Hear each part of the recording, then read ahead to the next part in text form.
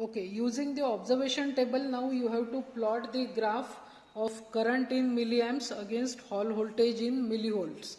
Okay, on x-axis we have current, on y-axis we have Hall voltage, and you can see all 10-15 observations we have recorded. You have to put the corresponding points of all those observations, and you have to draw a straight line passing through maximum points using a scale.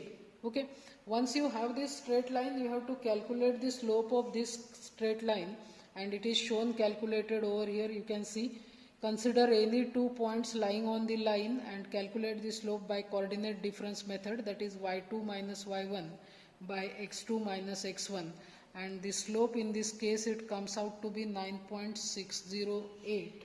Now using this slope, now we have to calculate Hall coefficient, and the formula for Hall coefficient is shown over here. You can see it is VH into Z by H into I. Okay, but in this case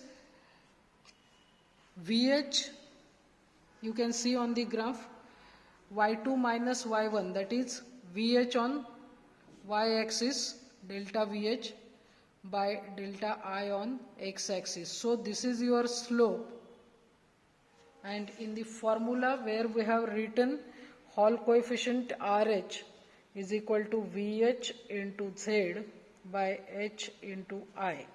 So this VH by I is our slope actually.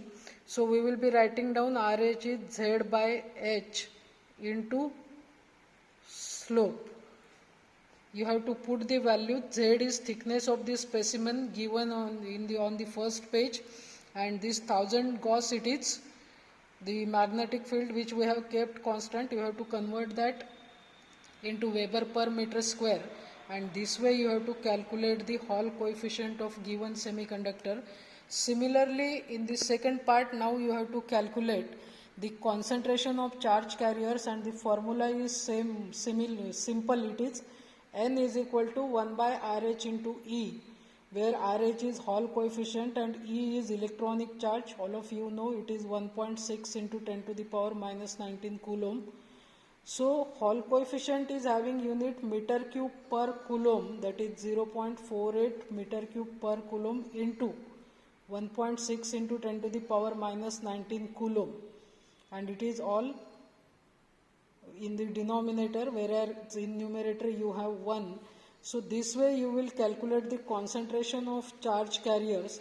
And thirdly, you have to define either your semiconductor is of P type or N type. That is decided by the value of Hall voltage. If the displayed Hall voltage is positive, then holes will be the majority carriers, and if it is negative, electrons will be the majority carriers. So for P-type semiconductor, our Hall voltage was seen without any sign, that is positive Hall voltage. But if the semiconductor specimen happens to be N-type, then Hall voltage appears with negative sign. So this way, these are the three things which you can carry on. These are the three things which you can calculate by using Hall effect. Those are to determine the Hall coefficient of given semiconductor.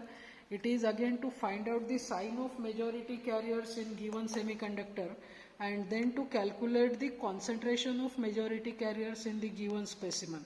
So by studying Hall effect, these three things you can do. Those can be also treated as application of Hall effect, and this is the first page of lab manual. You can see on the second page the description of setup is there.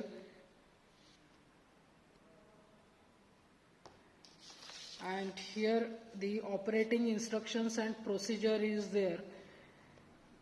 Whereas this is your simple observation table and graph. So on first page you have formulas. You have to use the observations shown in the video, and what you have to do, you have to draw the graph, calculate Hall coefficient, calculate majority charge carriers, and write down the result as it is shown in the